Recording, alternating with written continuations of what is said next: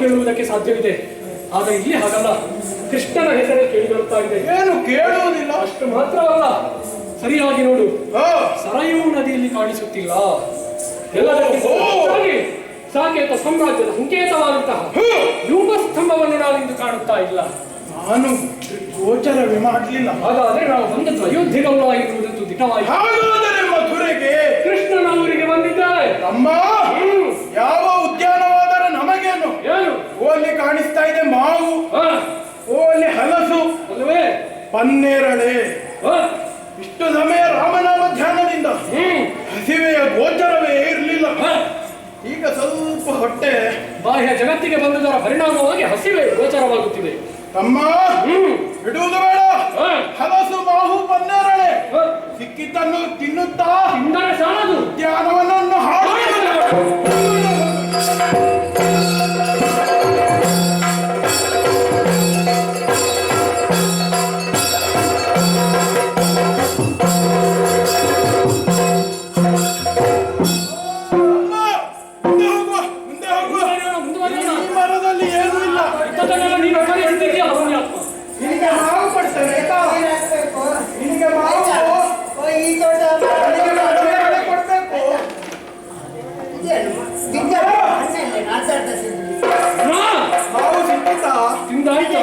ಎಂತ ರುಚಿ!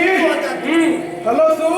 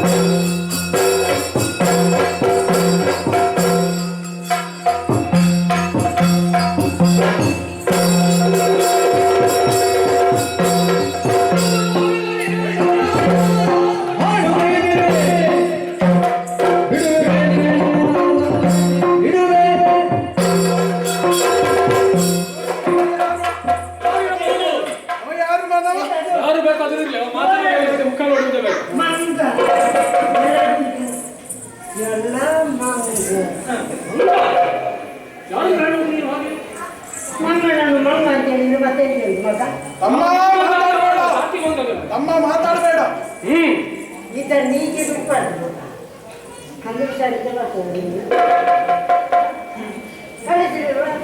ಒಂದೆತ್ತೆ ಕನ್ನಡ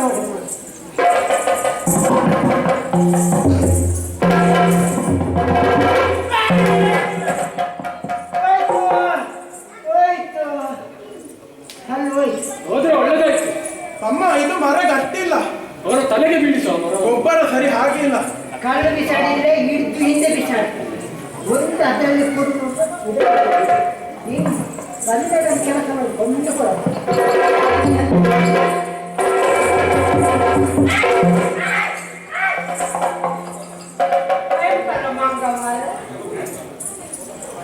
ಇದು ಯಾರ್ಯಾರು ಕದ್ದು ತಿಂದೆ ಹೀಗೆ ಬಿಡ್ತಾರೆ. ಇದಕ್ಕೆ ಮತ್ತೆಂತಲಾಗಬೇಕಿಲ್ಲ. ಆನೆ ಗಾತ್ರದ ಮಂಗ ಇವನ ನೀಗೆಲ್ಲ ನಾನು ಬೆಳಿ ಅದನ್ನ ಇಟ್ಕೊ ಮಾತಾಡ್ತೀನಿ. ನಿನ್ನದನ್ನು ನೀನು ಬೀಳಿಸ್ಬೇಡ ಆಯ್ತಾ. ಇದೇ ಇಟ್ಕೊ ನಾನು ಕೊಡು ಆಯ್ತಾ. ಹೇಗೆ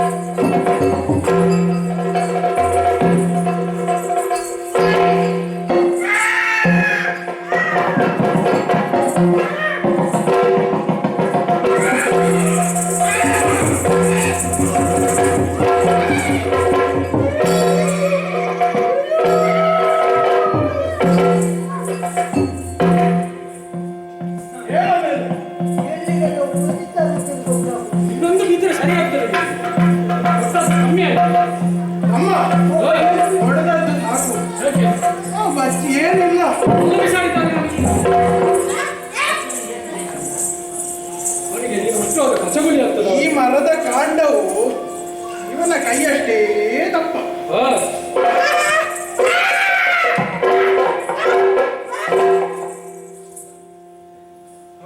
ಕಿವಿ ಕಿವಿ ನೋಡುತ್ತೆ ಕಿವಿಗೆ ಕಿವಿಯಲ್ಲಿ ಎಷ್ಟು ಕೆಸರುಂಟು ಪುಣ್ಯ. ಕಿವಿ ವಿಷ, ಕಿವಿಗೆ ಕಟ್ಟಿ ಹಾಕ್ಬೇಕು. ಹಾ? ಕಿವಿಗೆ ಕಟ್ಟಿ ಹಾಕ್ಬೇಕು. ಅವನಿಗೆ ಕಿವಿ ಕೇಳ್ತೀವಿ ಆಯುರ್ವೇದ ಪಂಡಿತರ ಹತ್ರ ಕರ್ಕೊಂಡು ಹೋಗ್ಬೇಕು. ಈಗ ಕಣ್ಣು ಸಾಕಾಗಿದೆ. ಬಾಯಿ ಬರಲಿಲ್ಲ. ಎಲ್ಲ ಈಗ ಒಮ್ಮೆ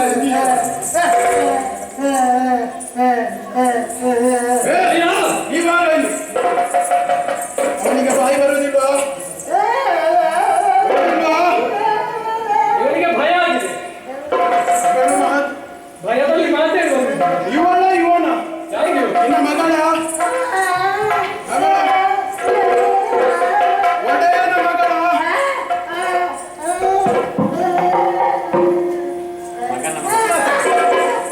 ಅವರ ಬಾಯಿಗೆ ಎರಡು ಬಿಟ್ಟಾಗ ಬಾಯಿಂದ ಶಬ್ದ ಹೊರಡ್ತದೆ. ನಾವು ಯಾರು ಗೊತ್ತಾಯ್ತಾ? ಮೈಂದ ಜೀವಿತ. ಅದು ಬೆಳಗಿನ ಹೊತ್ತಲ್ಲಿ ಬೆಳಗ್ಗೆ ಬಾ. ಈಗ ಚಳಿಗಾಲ ಬರಲಿಲ್ಲ ಮೈಂದು ಬರಲಿಕ್ಕೆ. ಅವನ ಹೆಸರೆಂತ? ದ್ವಿವಿಧರೆಂಬುದಾಗಿ ದ್ವಿವಿಧ ಮೈಂದ ಜೀವಿತ. ಇವನ ನಾಲಿಗೆ ಹೊರಡು. ಅಪ್ಪ ಅಮ್ಮ ಒಬ್ರೇ ಜ್ಯೇಷ್ಠ ಮತ್ತು ಅರ್ಧ ತಿನ್ಲಿಲ್ವಾ? ಯಾರಿಗೆ ಗೊತ್ತು? ನಾನ್ ತಿನ್ಲಿಲ್ಲ, ಅಮ್ಮ ಕೊಟ್ಟು. ಇವನಲ್ಲಿ ಮಾತನಾಡಿ ಪ್ರಯೋಜನ. ಪ್ರಯೋಜನವೇ ಇಲ್ಲ. ಇವನ ಒಡೆಯ ಯಾರಿರಬಹುದು? ಕೃಷ್ಣ ಯಾರು ನಿಮ್ಮ ಒಡೆಯ? ಬಲರಾಮ ದೇವರು, ಬಲರಾಮ ದೇವರು ದೇವರು ದೇವರು. ನೀವು ನನಗೆ ಮಂಗನವರು ಮುಟ್ಟಿದ್ರೆ, ಇದಕ್ಕೆ ನಾನು ಹೇಳಿದ್ದು ಪಾಪ ಮಗನಿಗೆ ಬಡಿದದ್ದು ಹೆಚ್ಚು. ಮಂಗನವರು ಮುಟ್ಟಿದ್ರೆ 7 ಅಮಾವಾಸ್ಯೆ ಸ್ನಾನ ಮಾಡ್ಬೇಕು. ಹೌದಾ? ನಾನು ವರ್ಷಕ್ಕೆ 2 ಸಲ ಮಾಡ್ತೀನಿ. ಯಾವಾಗ? ಒಂದು ಎಳ್ಳು ಅಮಾವಾಸ್ಯೆಗೆ, ಮತ್ತೊಂದು ಮಹಾಲಯ ಅಮಾವಾಸ್ಯೆಗೆ. ಇಷ್ಟು ವಾಸನೆ ಬಂತು. ಅಷ್ಟು ಮುಟ್ಟಿದ್ದೀರಿ. ನಮ್ಮ ಆಚಾರ. ಇನ್ನು ನೀವು ಅಮಾವಾಸ್ಯೆ ಸ್ನಾನ ಮಾಡಿ. ಅಮಾವಾಸ್ಯೆ ಸ್ನಾನ ನಮಗೆ ದಿನವೂ ಸ್ನಾನವೇ. ನಾನು ಬರ್ತೀನಿ. ನಿಮ್ಗೆ ಎಂತ ಕಾಲ ಇದೆಲ್ಲ ಎಂಥದ್ದು ಪುಣ್ಯ ತಿನ್ಬೇಕು, ತಿಂದು ಸಾಯ್ಬೇಕಾ? ಹೋಗದಲ್ಲಿ ಹಾಡು ಬಿಡುವುದು ನಮ್ಮ ಬುದ್ಧಿ. ಗೊತ್ತಾಯ್ತಾ? ಇನ್ನು ಯಾರು? ನಾನು ಮಾತಾಡ್ಲಿಕ್ಕೆ ಜನವೇ ಇಲ್ಲ. ನಾನು ನಿಮ್ಮ ಹತ್ರ ಮಾತಾಡ್ಲಿಕ್ಕೆ ಜನವೇ ಇಲ್ಲ. ಒಡೆಯ ಯಾರು? ದೇವರು. ಅವರಿಗೆ ತಿಳಿಸು. ಪಾಪಿ ಮಗ. ತಿಳಿಸ್ಲಿಕ್ಕೆ ನೀವು ಹೇಳ್ಬೇಕಲ್ಲ, ನೀವು ಹೇಳ್ಬೇಕಾ? ಯಾರು ಬಂದಿದ್ದಾರೆ ಅಂತ ಹೇಳು. ಮೈಂಡ್ ತಿಂದು ಆ? ಅವರ ಹೆಸರು ಹೇಳೋದು ಬೇಡ. ಅವನಿಗೆ ನಾನು ಮೈಂಡ್ ಕಬೀರರು ಬಂದಿದ್ದಾರೆ. ಹೋಗಿ ನಿಮ್ಮ ಒಡೆಯನಿಗೆ ತಿಳಿಸು. ಮುಂದಿನದನ್ನು ನೋಡೋಣ. ನಾವು ಮಾಡ್ತೇವೆ. ನಾನು ಹೋಗ್ತೇನೆ. ನನಗೆ ತಿಳಿಸು. ನನಗೆ ಹೋಗ್ಲಿಕ್ಕೆ ಮಗ, ನಾನು ಮತ್ತೆ ಹೋಗುದಂತೇಳಿ ಅಲ್ಲ ನೋಡ್ಬೇಕಲ್ಲ. ಇದನ್ನು ಮತ್ತೆ ಕಳುಹಿಸುವೆ. ಈಗ ನಾವು ಬಡಿದವರನ್ನು ತಲೆಗೆ ಕಟ್ಟಿ ಬಿದ್ದಿದ್ದಾರೆ. ಯಾರು ಹುಚ್ಚನಾಗಿ ಮಾತನಾಡುವುದು? ತಮ್ಮ ಅವ ಯಾರು? ವನಪಾಲಕ. ಅಲ್ಲವೇ? ತಿಳಿಸಿ ಆಗಿದೆ. ಯಾರು ಬರುತ್ತಾರೋ? ನಿರೀಕ್ಷೆ ಆಗಿದೆ. ಬಲರಾಮನ ಕೃಷ್ಣನು.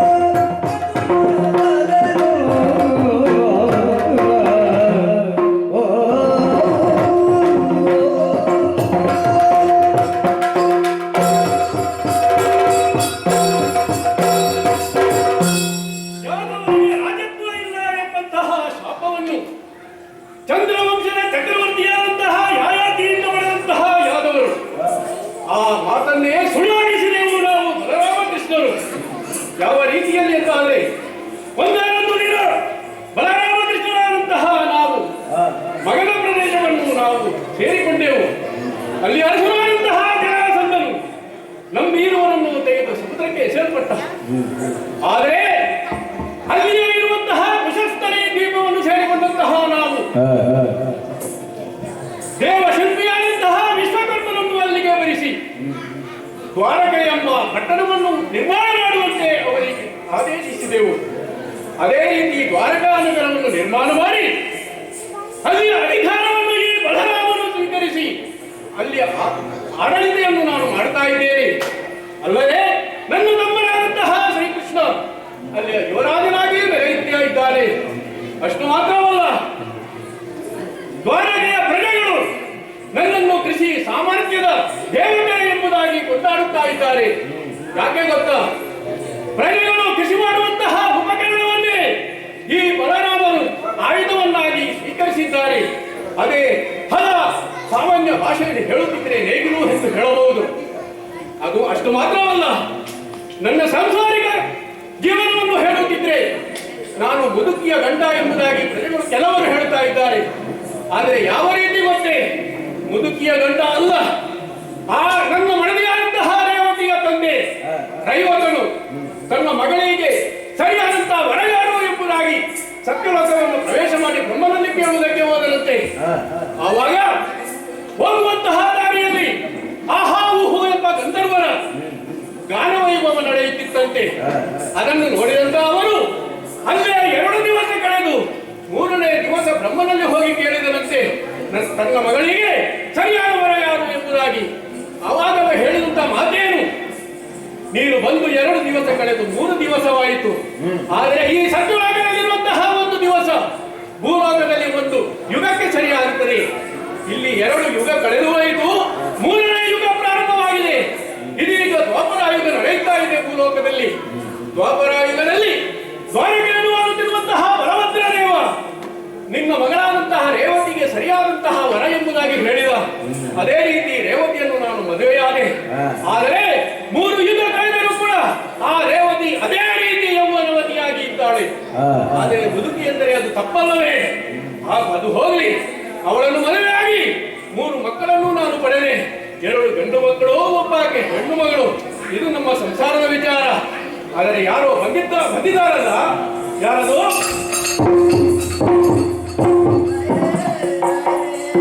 ಲಾಲಿಸಬೇಕೆ ದೇವ ನಮ್ಮ ಗೋಳನು ಕೇಳುವುದೀಯ.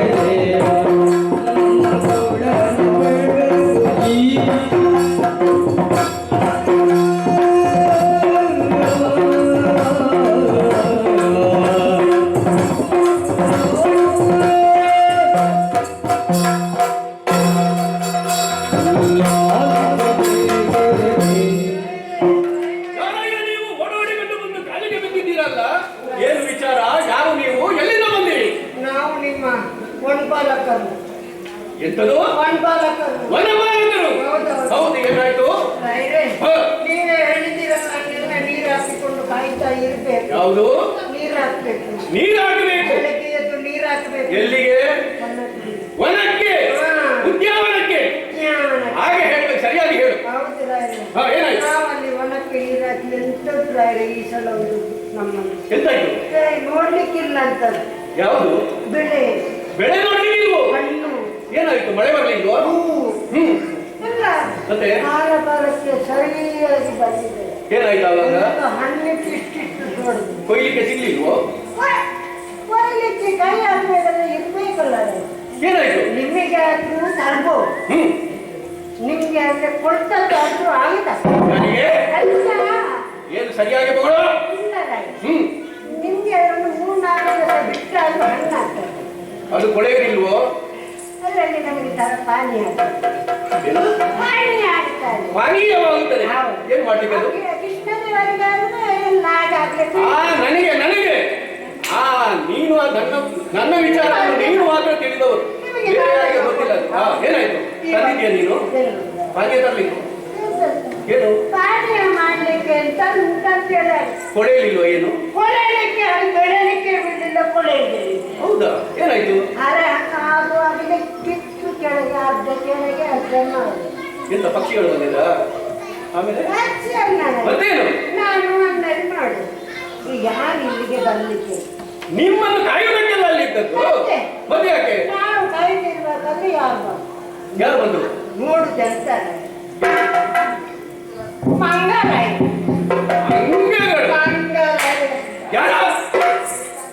ಯಾರನ್ನ ನೀನು ಬಂದು ಅಂತ ಹೇಳಿದ್ರು? ನೀವು ಈಗಲೇ ತಗೊಂಡು ಮಾತಾಡುವಾಗ ಸ್ವಲ್ಪ ಜಾಗ್ರತೆಯಾಗಿ ಮಾತಾಡಬೇಕು. ನೀನಲ್ಲ ಅಲ್ಲಿ ಅಲ್ಲಿ ಎಂತದ್ದು? ಮಂಗ ನಿಮ್ಮಲ್ಲಿ ಮಾತಾಡಿದ ಮಂಗ?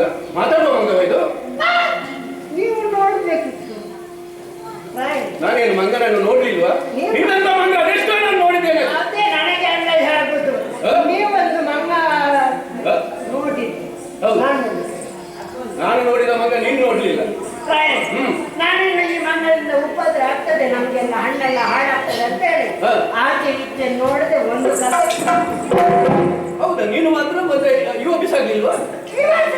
ಏನ್ ಮಾಡಿದ ಇವ? ಎರಡು ಕಲ್ಲು ಒಟ್ಟಿಗೆ ಬಿಸಾಡಿ, ಎಡದಲ್ಲಿ ಬಡದಲ್ಲಿ. ಹೌದಾ? ಏನಾಯ್ತು? ಮಂಗ ಓಡ್ಲಿಲ್ವಾ? ಮಾತಾಡು, ನೀನು ಮಾತಾಡ್ತೇನೆ. ಹೆಸರು ಬಿಟ್ಟಿಲ್ಲ ಅಂತಲ್ಲ ಮತ್ತೇನು? ಅವ ದೊಡ್ಡವರಿರುವಾಗ ಮಾತಾಡ ಮರ್ಯಾದೆ ಹೌದಾ? ಇಳ್ಕೊಂಡು ಕಲ್ಲನ್ನು ಹಿಂದೆ ನಮ್ಗೆ ನೀವು ಬಿಸಾಕಿದ ಕಲ್ಲನ್ನು ಅದು ಹಿಂದಿರುಗಿ ನಿಮ್ಗೆ ಬಿಸಾಕ. ನೀವೇನು ಮಾಡಿದ್ರಿ? ಅಲ್ಲ, ನನಗೆ ನೀವು ಹೇಳುವಾಗಲೇ ನನಗೇನು ಅಸಹ್ಯವಾಗ್ತಾ ಇದೆ. ಒಂದು ಮಂಗನನ್ನು ಓಡಿಸಲಿಕ್ಕೆ ನಿಮ್ಗೆ ಆಗೋದಿದ್ರೆ ಬಾಕಿ ಹುಲಿ ಬಂದ್ರೆ ಏನ್ ಮಾಡ್ತಾ ಇದ್ದೆ ನೀನು? ನನಗೆ ಅದೇ ಕಷ್ಟ ಮಂಗನನ್ನು ನಾವೆಲ್ಲ ಓಡಿಸ್ಲಿಕ್ಕೆ ನಾವು ಜನವ, ಒಂದು ಮಂಗನನ್ನು ಓಡಿಸ್ಲಿಕ್ಕೆ ನಾವು ಜನವ. ನೀವು ಎಂತ ಓಡಿಸ್ಲಿಕ್ಕೆ ಅಲ್ಲಿ ಇದ್ದದ್ದು? ನಾವು ಮಂಗ ಓಡಿಸ್ಲಿಕ್ಕೆ ಅಲ್ಲ, ಜನ ಓಡಿಸ್ಲಿಕ್ಕೆ. ಮಂಗ ಓಡಿಸ್ಲಿಕ್ಕೆ ಜನ ಇಲ್ವ ನೀವು? ನಾನು ಮಂಗನ ಓಡಿಸಿದ್ದ. ವಿಚಾರ ಆಯ್ತು, ಆಮೇಲೆ ಏನಾಯ್ತು ಇವಾಗ? ಓಡಿಸಿದ್ರು ಬೇಕು, ಒಂದೊಂದು ಕೊಟ್ಟು ಅಂದಾಜು ಮಾಡಿ ಓಡುವುದಕ್ಕೆ ಅಂದಾಜು ಮಾಡಿದ್ರು ಮಾತ್ರ ನಮ್ಗೆ ನಿಮ್ಗೆ ಹೊಡೆದದ್ದು. ನೀವು ತಿರುಗಿಸಿ ಹೊಡಿಲಿಲ್ವಾ? ಎಲ್ಲ ಕರಚಿತ್ತು. ಮರಚಿದ್ದು ಅದು ದೊಡ್ಡ ಸಂಗತಿ ಅಲ್ಲ. ದೊಡ್ಡ ಸಂಗತಿ ಅಲ್ಲ. ಈ ಬೇವರಿಗೆ ಬರಚಿದ್ದು ಸ್ವಲ್ಪ ಆದ್ರೂ ಅಲ್ಲಿ ನಿನ್ನ ಹತ್ರ ಉಗುರಿಲ್ವಾ? ನೀನು ಕೂಡ ಬರಚಬೇಕಿತ್ತು. ಎಂತ ಅದು? ನಾನು ಇವನಲ್ಲಿ ಇಲ್ವಾ? ಉಗುರಿಲ್ವಾ ಇವನ ಕೈಯಲ್ಲಿ? ಇಲ್ಲ, ಅವನ ಕೈಯಲ್ಲಿ ಇಲ್ಲ. ಮಂಗಳಿಗೆ ಬರಚಿದ್ದೆ ನಾವು ಜನ. ನಮ್ಮದೆಲ್ಲ ಎಂತೆಂತ ಅರ್ಥ ಆಗುದಿಲ್ಲ ನೀನು ಹೇಳಿ. ಯುದ್ಧ ಎಲ್ಲ ಮಾಡೋಕ್ಕೆ ಮಂಗನಟ್ಟಿಗೆ ನೀವಿಲ್ವಾ? ನಾನು ಮಂಗನಟ್ಟಿಗೆ ಅಲ್ಲ, ನಾನು ಹೇಳುದು ಒಂದು ಮಂಗನ ಹತ್ರ ಮಾತಾಡಿ ನಾನು ಎಷ್ಟೆಲ್ಲ ಮಾತಾಡಿದ್ದು ದೊಡ್ಡ ದೊಡ್ಡ ನಿಲ್ಸಾಡಿ ಯಾವುದು ಬರಲಿಲ್ಲ. ಅದು ಒಂದೇ ಹೇಳಿ, ನಿಮ್ಮ ಒಡೆ ಯಾರು? ಮಂಗಗಳು ಹಾಗೆ ಕೇಳಿದ್ದ. ಮತ್ತೆ ಇಲ್ಲೇ ಒಡೆ ಯಾರಂತ ಮಂಗಗಳಿಗೆ ಗೊತ್ತಿರ್ಲಿಲ್ವ? ಗೊತ್ತಿಲ್ಲ ಈ ದ್ವಾರಕೆ ಕೂಡ ಯಾರು ಅಂತ ಗೊತ್ತಿಲ್ಲ. ದ್ವಾರಕೆ ಅಂತೇಳಿ ಅದಕ್ಕೆ ಗೊತ್ತಿಲ್ಲ. ದ್ವಾರಕೆ ಎಂಬುದು ಗೊತ್ತಿಲ್ಲ. ಈಗ ಮಂಗ ಏನಾಯ್ತು? ಮಂಗ ಅಲ್ಲೇ ಇದ್ದಾರ? ಮಂಗನಿಗೆ ನನಗೆ ನಾಲ್ಕು ಕೊಟ್ಟದ್ದು ಮಂಗ ಹೇಳಿ ನಿಮ್ಮ ಅವ ನನ್ನ ಕಡೆ ಅವ ಬರ್ಬೇಕು, ನಮ್ಗೆ ಅವ ಸಿಗಲಿ, ಆಮೇಲೆ ಹೊಡಿಬೇಕು. ನಿಮ್ಗೆ ಇಷ್ಟ ಅಲ್ವಾ? ಅವ ಬಂದ್ರೆ ಮುಸುಡಿಗೆ ನಾಲ್ಕು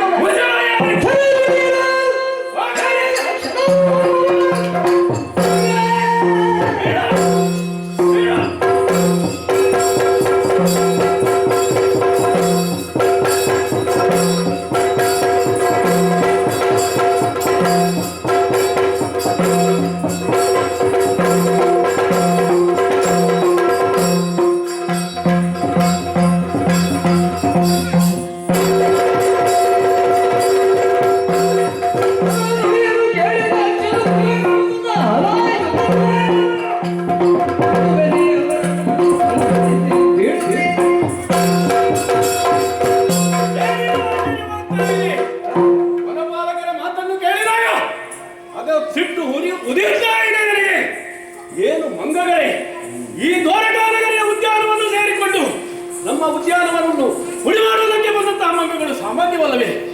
ಈ ಮಂಗಗಳನ್ನು ಓಡಿಸುವುದಕ್ಕೆ ಹೊರಮಾನಗರಿಗಾಗಲಿದ್ರೆ ಇದರ ಅಹಂಕಾರವನ್ನು ನಾನೇ ಬಿಡಿಸಲೇಬೇಕು. ಆದ್ದರಿಂದ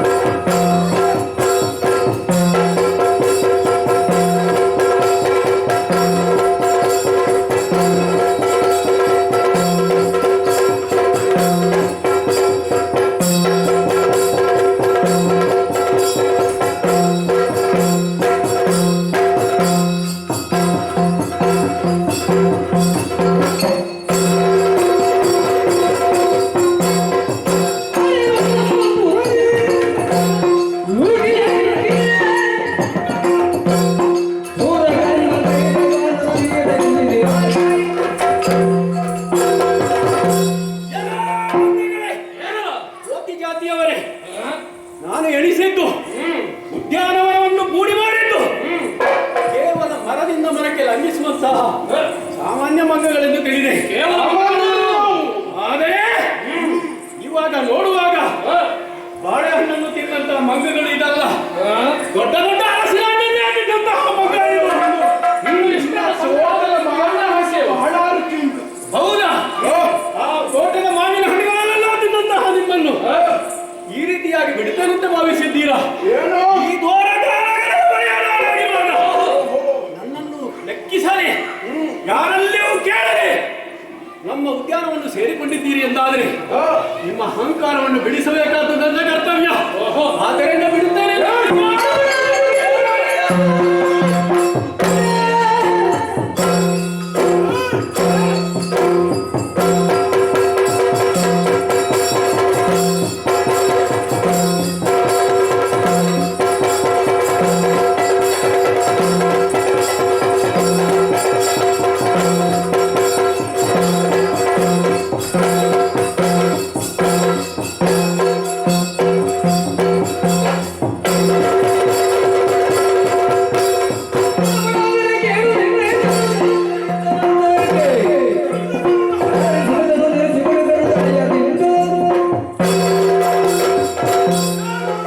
ಇನ್ನ ಮಾವಿನ ಮರ ಹಲಸಿನ ಮರ ಹೋಯ್ತೆಂದು ಚಿಂತಿಸುತ್ತಿರುವೆಯಾ? ಬಂದವ ಕೈಯಲ್ಲಿ ನೇಗಿಲು ಏನು ನೀನು ಹಲಾಯಿದನ? ಬಂದವ ಯಾರೆಂದು ನನಗೆ ಈ ತನಕ ತಿಳಿದವರಲ್ಲ. ನೀನು ಬಂದವ ಯಾರು?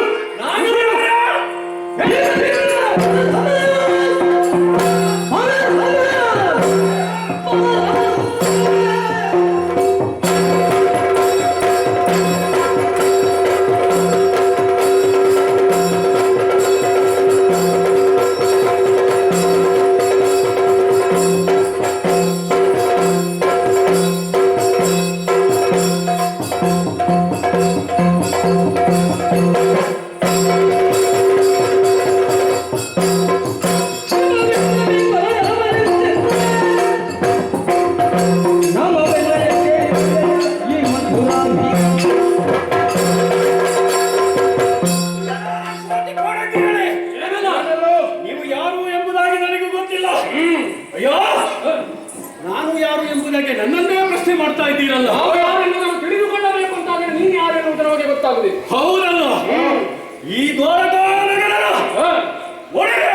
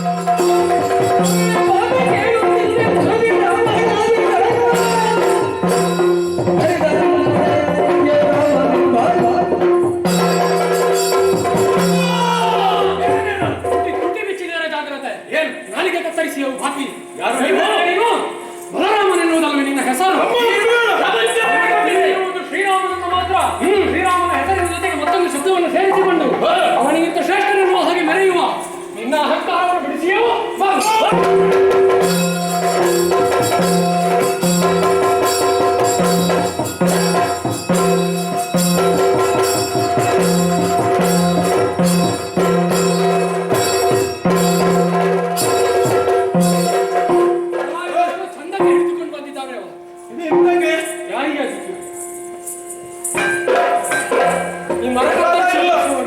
ಈ ಹಲಾಯುಧದಲ್ಲಿ ಬಲ ಇಲ್ಲ. ಇದನ್ನು ಕೇಳಿಕೊಂಡೊಬ್ಬ ಬಂದನಲ್ಲ, ಅವನನ್ನು ವಿಚಾರಿಸಿಕೊಂಡು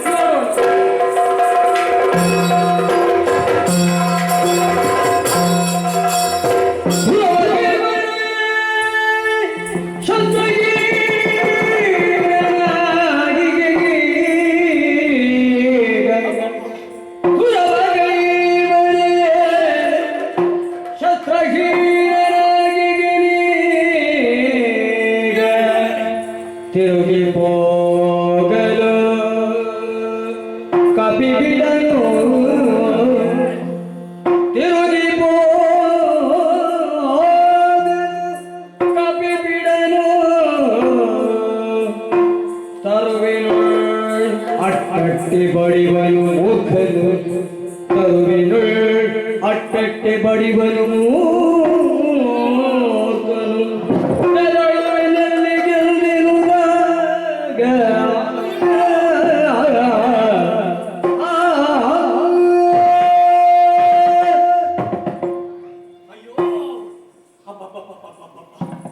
ನಾನು ಎಣಿಸಿದಷ್ಟು ಸುಲಭವಲ್ಲ. ಕಪಿಗಳಂತೆ ಸಾಮಾನ್ಯ ವನಪಾಲಕರನ್ನು ಹೇಳಿದಂತಹ ಮಾತನ್ನು ಕೇಳುವಾಗ ಇವರಿಗೇನು ಸಾಮಾನ್ಯ ಕಪಿಯಂತೆ ನಾನು ಭಾವಿಸಿದ್ದೆ. ಆದರೆ ರಾಮಭಕ್ತರಂತೆ ಇವರು, ಮೈಂದ ದ್ವೀಡರಂತೆ ಇವರು ಅದೆಷ್ಟು ಬಲಿಷ್ಠ ಬಲಶಾಲಿಗಳಾಗಿದ್ದಾರೆ.